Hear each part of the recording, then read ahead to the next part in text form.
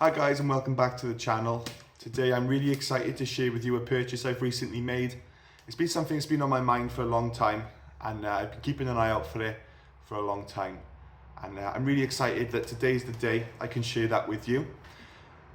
So yeah, let's not beat around the bush, let's get straight to it. And that is this box of Halford's axle stands. They're orange like my hair, they have an extendable post. And yeah, I'm really excited to be getting them on the channel for you guys. Nah, no one cares about axle stands today. Why did I buy the axle stands? Well, I bought a new car for the channel, and I'm hoping you guys are going to like it. I think you'll like it. If you're interested in my current project, the Mitsubishi Evo 10, rally bred, 4-wheel drive, 2-litre turbo, twin scroll turbo, all the rest of it, everything that makes that car good. All the ingredients in that car are shared in this new project car I've bought. Maybe you can figure out what it is, but yeah, let's have a little look at it.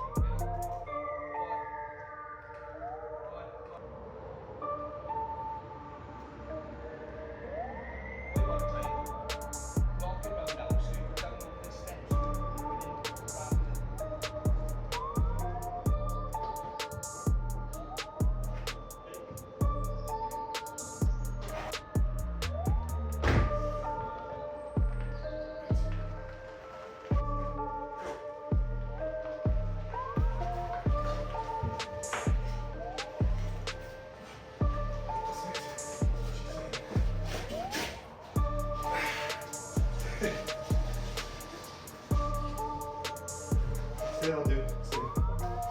Woo.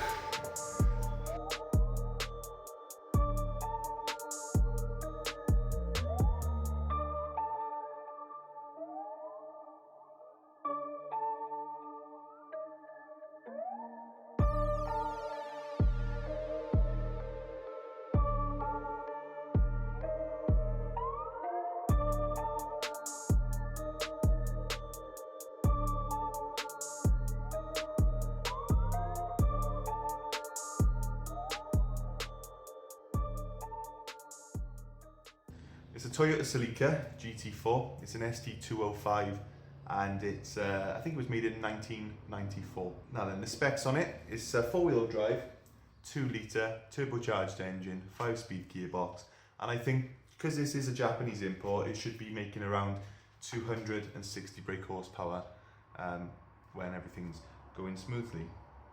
Now, if you like an Evo 10 or any Evo or Subaru, you're probably going to appreciate the engineering that's in this car too.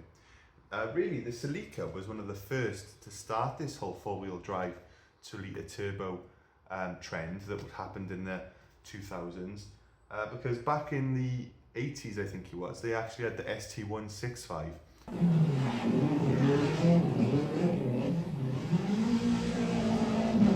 Then they had the ST185.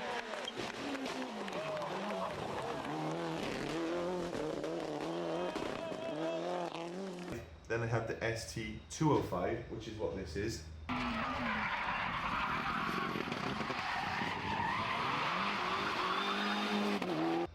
And only then did really Mitsubishi bring out the Evolution and Subaru bring out the Impreza. So you could say that Celica were the first to the party really when it comes to this whole rally car thing. So they definitely got a lot of pedigree. So yeah, the things that sort of make me drawn to Mitsubishi Evo 10 or any Evo or a Subaru Impreza are the rally heritage, you know, built for the purpose, does the job, and it's not just a car that's sort of been, you know, designed for commuting and then they've stuck a turbo on it. It's, you know, a car that's been designed for purpose, and that's something that I've always liked about these cars. They're built from the ground up to be performance cars, and I really like the fact they're 4-wheel drive, the fact they got bigger braking systems, different suspension systems, you know, everything about them Even the fact that the whole chassis is actually different on this Evo, because it's actually got widened wings, you know, it's not just a Lancer with a turbo on it, it's so much more than that. And that's partly due to these Evos being used in rally, you know. They got to build them to do the job. Like, they're not, a standard car is just not going to handle the abuse.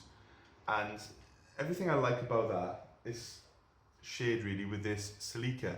It's built for a purpose from the ground up. If anything, it's even more purpose built than a Lancer, because this Evo 10 was designed as a family car, and then they made the Evo, which is obviously 4-wheel drive, turbo, all the rest of it.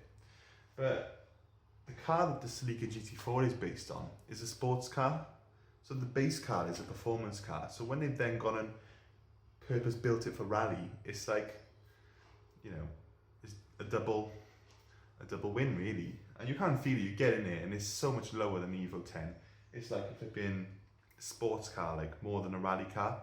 You get in the Evo, you're sat up, it feels like, you know, it does feel nice, I'll be honest.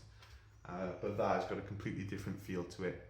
And I'm really looking forward actually to getting in, running, and having a bit of fun with it. So how did I actually get this car then? What circumstances led me to buying it?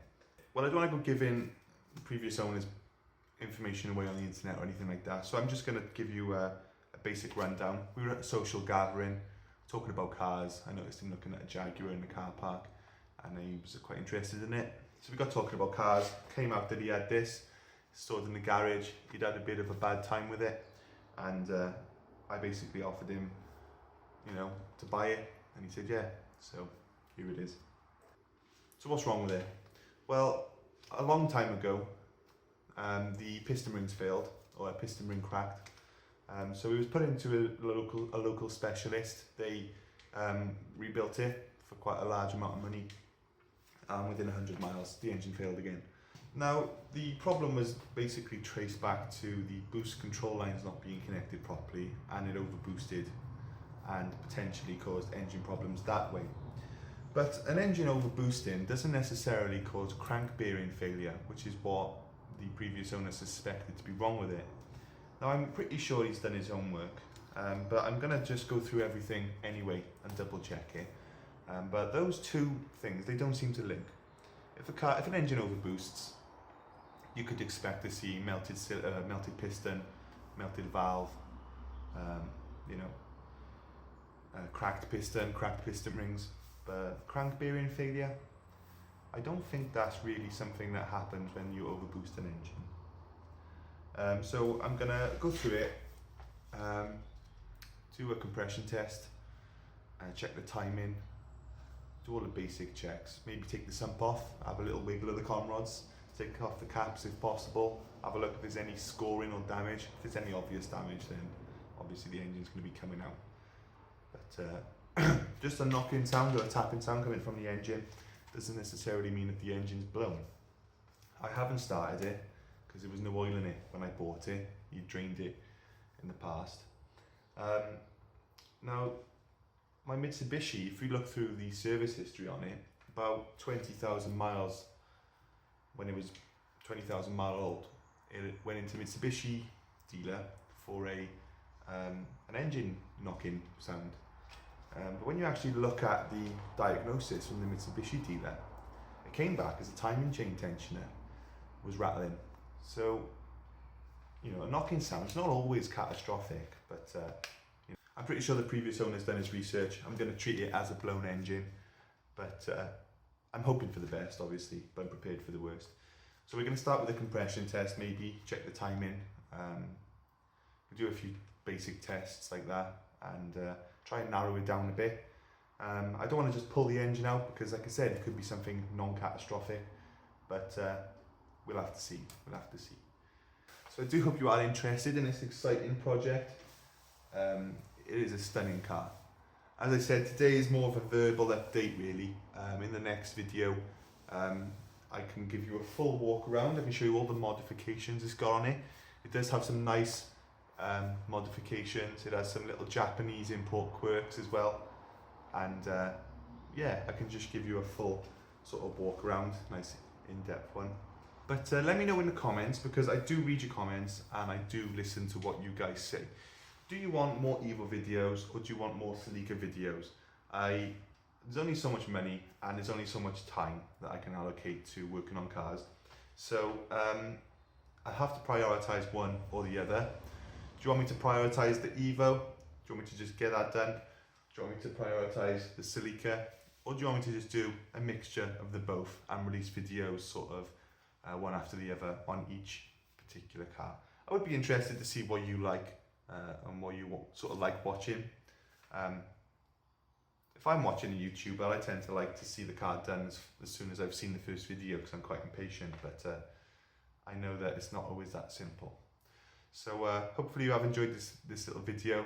I do hope you've approved of my purchase, and I'll see you in the next one. Cheers.